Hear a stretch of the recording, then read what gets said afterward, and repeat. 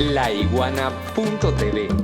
Preguntas y comentarios, bienvenidos. A continuación que seguimos hablando sobre este resultado electoral, lo que ocurrió en el país el pasado 25 de mayo, la composición política que hoy nos queda y por supuesto los desafíos que vienen para todos los sectores políticos posterior a este resultado desde el punto de vista legislativo y desde el punto de vista del Ejecutivo en el caso de las gobernaciones. Ahora con nuestro siguiente invitado, Miguel Ángel Pérez Pirela.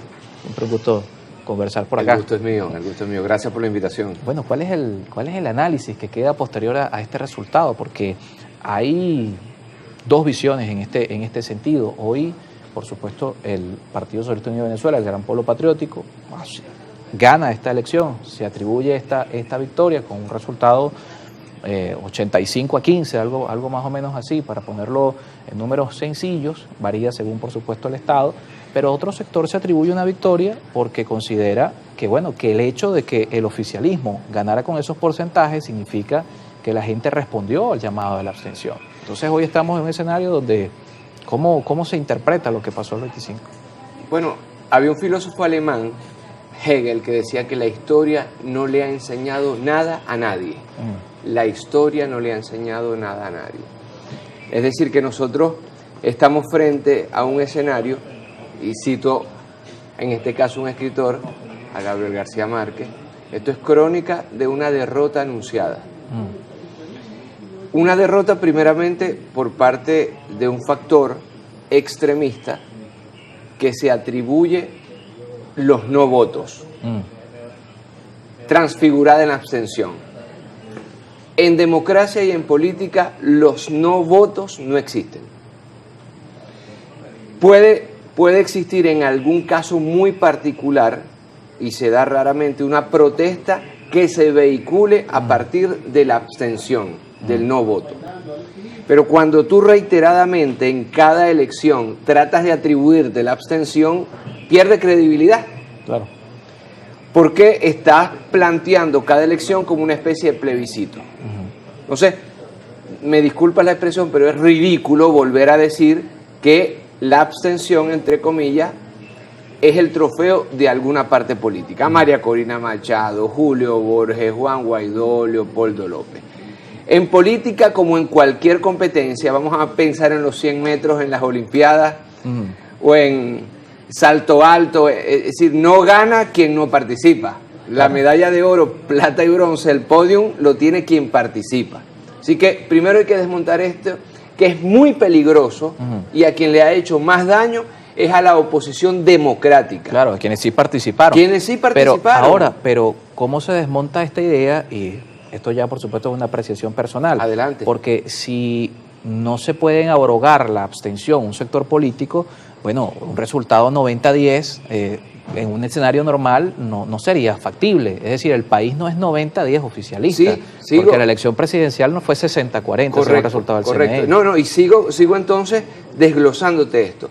Para mí en lo personal, y yo lo he dicho en otros medios, a mí me duele que muchos representantes de la oposición democrática no hayan tenido un curul, por ejemplo, en la Asamblea Nacional. Claro. Y esto yo lo digo con la mayor sinceridad. Todo el mundo sabe cuáles son mis preferencias, mis tendencias políticas. Pero yo lo digo claramente, ya lo he dicho en varios medios. ¿Por qué? Porque entre más representación opositora, democrática, ¿sí?, mayor vigor hay, por ejemplo, en el Poder Legislativo, en el marco de una discusión. Claro. El hecho que ahí esté, por ejemplo, Carri, Capriles, Stalin González, Pablo Pérez, prácticamente ninguno de estos que te nombré, santos de mi devoción en la Asamblea Nacional, evidentemente suma más que resta. Claro. Por lo cual yo hago una primera reflexión. Quienes perdieron participando democráticamente, para mí no perdieron.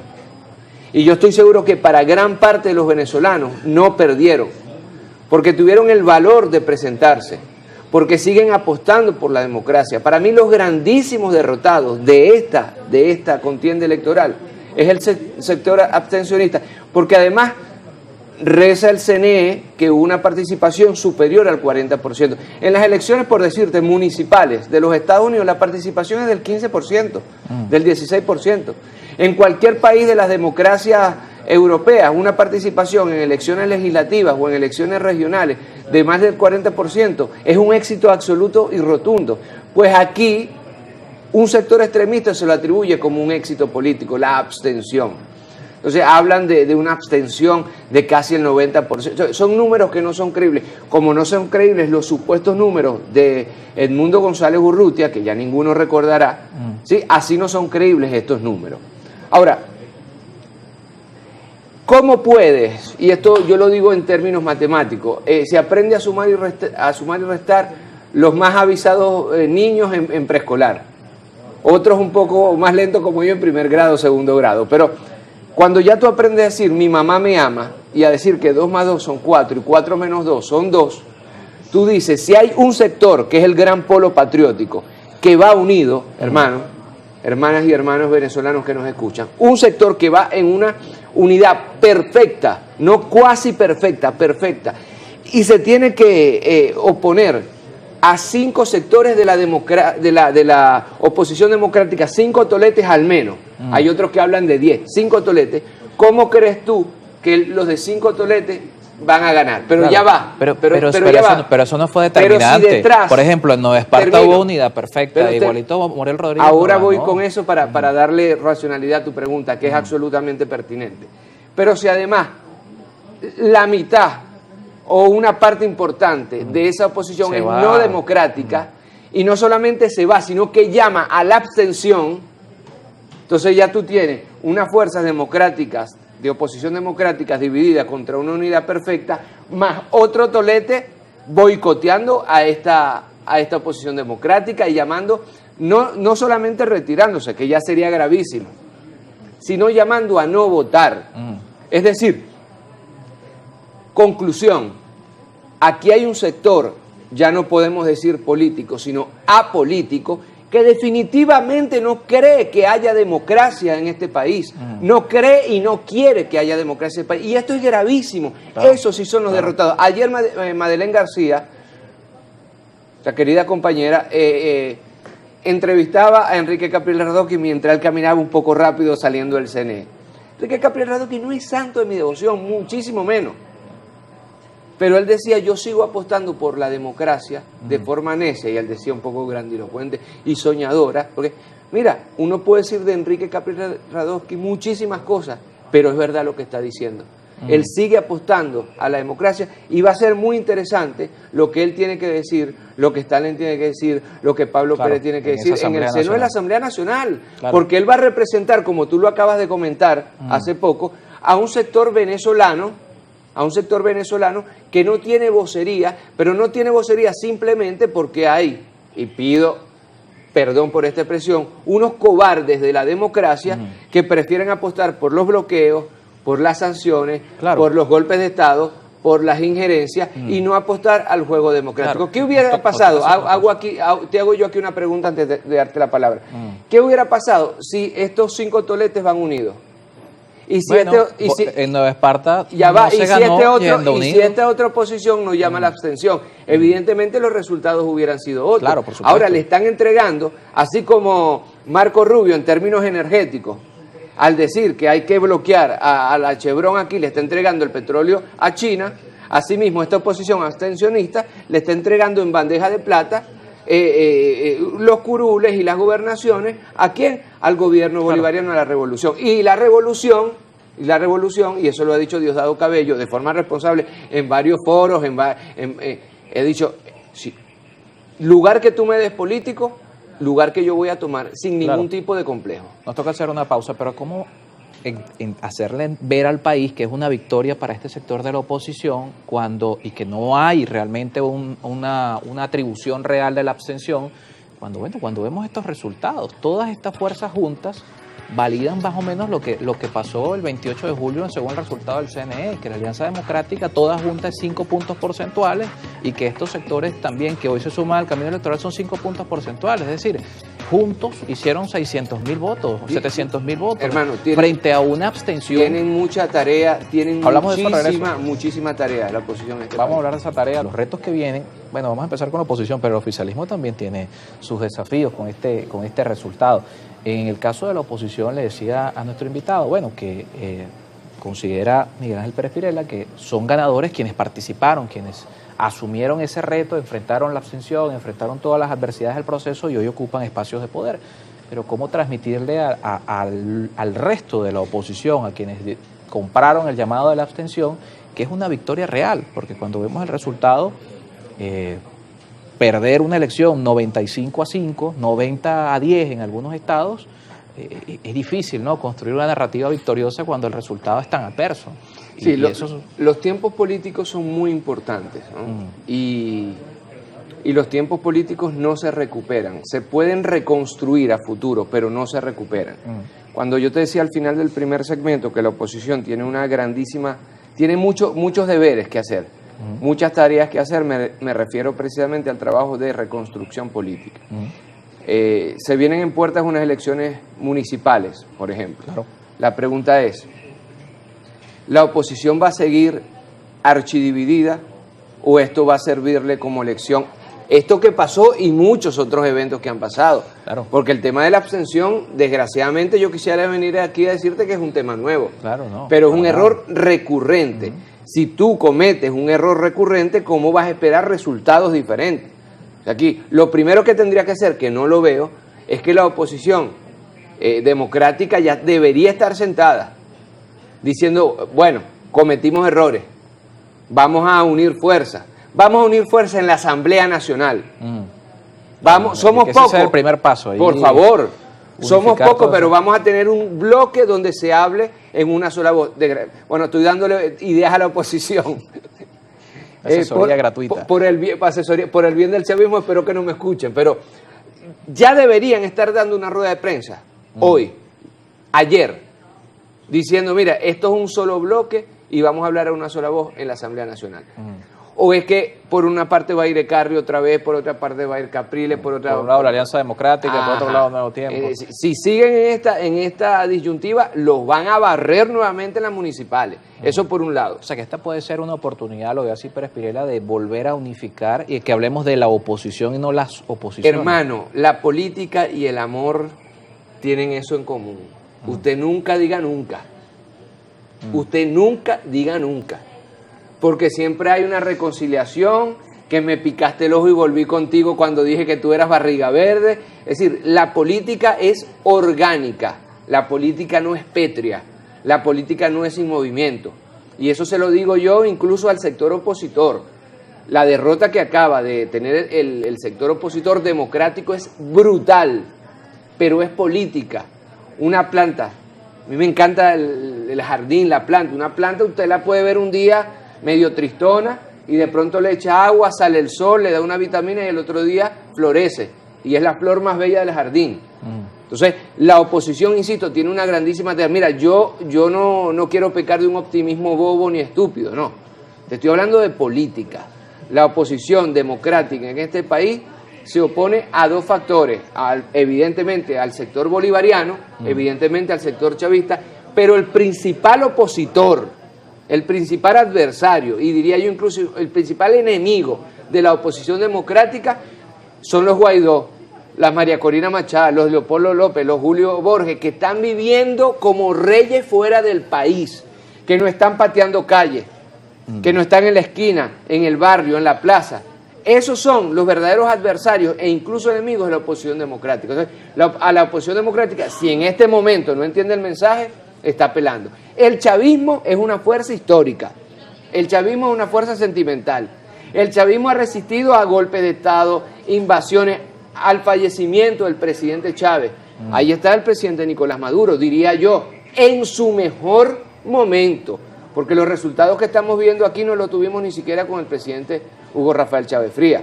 Ahora, también es propio de la política la vocación de poder. Eso viene desde los adecos, eso viene desde el Imperio Romano. Espacio que tú me des, espacio que yo voy a tomar. En política no se regala nada. En política todo se tiene que ganar. Por parte del gobierno una grandísima responsabilidad. Te dicen cuando eres chiquito, tienes que saber perder. Desde que estamos chamos, pero nunca te dice tienes que saber ganar. A la oposición democrática yo le digo, hay que saber perder y tomar las medidas coherentes para ir ahora unidos a la Asamblea Nacional que comienza y a las elecciones municipales y a la reforma constitucional. Claro, es una discusión importante. En entrevista que yo le hice al presidente Chávez junto con un grupo de compañeros el lunes, yo le preguntaba al presidente cómo ahora pensar la reforma constitucional en medio de este triunfo histórico del chavismo. Y él me decía algo muy interesante, que también habla de mucha humildad. Él me decía, vamos a ver, yo creo que la reforma constitucional tiene que ser pensada ahora en el marco de esta nueva Asamblea Nacional. Claro. Y eso es interesante, porque entonces está dando la vocería a los nuevos electos del chavismo, pero también de la oposición. Es decir, le está dando beligerancia a todo este sector de la oposición democrática. Hay que saber perder, pero hay que saber ganar también. Claro, pero ¿por qué? Pero porque ¿cuál es el riesgo de una asamblea controlada? Bueno, ya no es 90-10, ahora va a ser 85-15. Bueno, hay riesgos peores. Hay riesgos peores. Hay riesgos peores. Hace 10 años, en el 2015, la oposición venezolana tuvo mayoría en la Asamblea Nacional. Claro, ganaron las 2/3 partes. ¿Y qué pasó? 2/3 partes. ¿Y qué pasó? Alup le prometió al presidente Nicolás Maduro que lo iba a tumbar con un golpe legislativo hace 60 días. Uno de los peores no es nada, que era Guaidó. Guaidó llega a ser presidente de la Asamblea Nacional porque no está Leopoldo López. Le tocaba voluntad popular y a Guaidó. Si tú quieres hablar de riesgo. ¿Y qué pasó? Este tipo se dijo a modo de dictador solo, yo soy presidente de la República Bolivariana de Venezuela. Se robaron Cisco, se trataron de robar monómeros, se robaron los 350 millones de dólares que quedaban por ahí en los Estados Unidos, se lo acaba de raspar según medio de los Estados Unidos. Crearon un TCJ paralelo, crearon una Asamblea Nacional paralela que todavía supuestamente sigue existiendo. Es decir, riesgos, ahí están los riesgos. Y hay un factor fundamental, que el pueblo venezolano tiene memoria y tenemos que empezar a respetar las decisiones del pueblo venezolano.